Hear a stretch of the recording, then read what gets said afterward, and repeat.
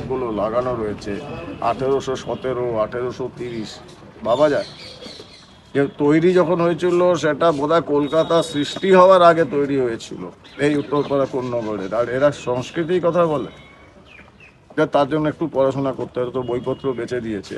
এখন ব্যাপারটা হচ্ছে এটা একটা বড় প্রজেক্ট। আমরা এখানে তিনটে জিনিস দেখছি। এক হচ্ছে সেফটি, কারণ এখানে বেশ কিছু মৃত্যুর ঘটনা ঘটেছে, এখানে ঘূর্ণি রয়েছে। তো বেনারসে যেরকম ঘাটগুলোকে ঘিরে দেওয়া হয়েছে, যে ওই পন্টুনের পিলার মতো করে চেন দিয়ে, যাতে দেখতেও সুন্দর লাগে এবং কেউ ভেসে না যায়, সেরকমভাবে এটাকে ঘেরা হবে। সেফটিটা আগে, সেকেন্ড মানুষের সুবিধা। এখানে মহিলারা স্নান করার পর জামা কাপড় ছাড়ার জায়গা নেই, তো আমরা সেগুলো সমস্ত রেনোভেট করছি, নতুন যা পড়ে আছে ভগ্নস্তূপ তৈরি করছি। থার্ড, খুব ইম্পর্টেন্ট, মন্দিরগুলোকে রেনোভেট করা হবে।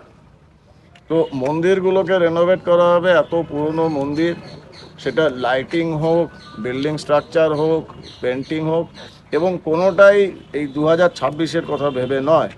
এটা যখন ছিল তখন আমরা নিশ্চিত উত্তরপাড়া কোন্নগরে এমন অনেক আমাদের জ্যাঠামশাইরা, দাদুরা রয়েছেন, ঠাকুরদারা রয়েছেন, যাদের বয়স 90, 80 তার ওপরে। আমরা তাদের সঙ্গে যোগাযোগ করছি যে আপনারা ছোটোবেলায় ঘাটটাকে কিরমভাবে দেখেছেন। তো পৃথিবীটা না পারি, অ্যাটলিস্ট 12 মন্দির ঘাটটাকে আমরা আপনাদের শিশুবেলাকে ফেরত দেবো। ওনাদের চোখে যে 12 মন্দির ঘাট ছিল আমরা সেই হিসাবেই বানাবো। ওঝাজি বলেছেন যে খুব নাম করা উনি সিটি প্ল্যানার বা ডিজাইনার, আর্কিটেক্ট, ল্যান্ডস্কেপ এক্সপার্টের সঙ্গে কথা বলেছেন। আমরা একসঙ্গে বসে এটাকে তৈরি করা হবে। তারপর এর সঙ্গে আমরা পূর্ত দপ্তর, মিউনিসিপ্যালিটি, পুলিশ, অ্যাডমিনিস্ট্রেশন সবাইকে ইনভলভ করব, যাতে এটা এই পুরো হুগলি জেলার মতো একটা অন্যতম দ্রষ্টব্য স্থান হয়ে দাঁড়ায়। এটা আমরা এনশিওর করব। আপনি বললেন যে ভোটের প্রচারে বেরিয়ে বলেছিলেন যে আমার প্রথম কাজ হচ্ছে এখানকার যে সমস্ত মন্দির আছে এবং রাস্তাঘাট ডেভেলপ করা। এই কি 12 মন্দির দিয়ে কি সেই কাজ শুরু হয়ে গেল? হ্যাঁ, মন্দির শুধু নয়, মন্দির আছে, জয়কৃষ্ণ লাইব্রেরি আছে, বাংলা যাকে ভুলে গেছে। 21শে ফেব্রুয়ারি নতুন শাড়ি, নতুন পাজামা পাঞ্জাবি পরে আমরা গান গাই। 21শে ফেব্রুয়ারি প্রথম শহীদের বাড়ি এই উত্তরপাড়ায় কোন্নগরে, কেউ তার বাড়ি যায় না, ভগ্নস্তূপ। আমি গেছিলাম, আমার প্রচার ওখান থেকে শুরু করেছি। লোকে বলে আমরা ভারতীয় জনতা পার্টি শুধু হিন্দু হিন্দু করি। ওই প্রথম ভাষা শহীদ, উনি মুসলিম ছিলেন ধর্মে, ওনার যে ভাই রয়েছে তিনিও ধর্মে মুসলিম, ওনার পা ছুঁয়ে আমি প্রণাম করে ওখান থেকে ক্যাম্পেনিং শুরু করি। কারণ ওটা হচ্ছে বাংলা। বাংলা আমি একা নই, বাংলা ওই একজন ব্যানার্জি ছিলেন, তিনিও নন। বাংলা ওইটা প্রথম, উনি ওনার ভাইকে হারান ভাষা শহীদ।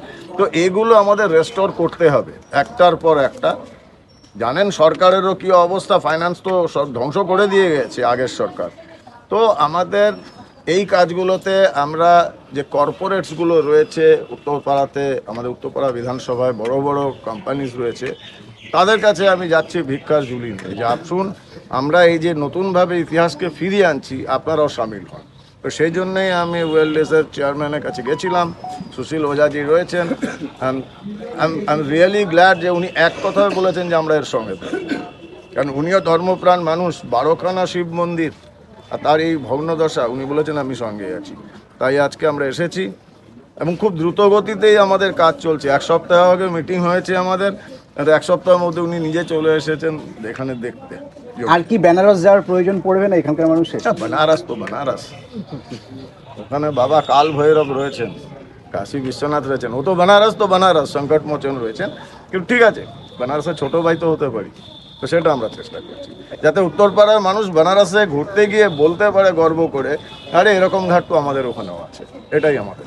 কি কি চিন্তা ভাবনা নিলেন এই ঘাটকে নিয়ে? না, এগুলো আমরা অনেক কিছু করছি। আমরা এখানে লাইট অ্যান্ড সাউন্ডের ব্যবস্থা করছি।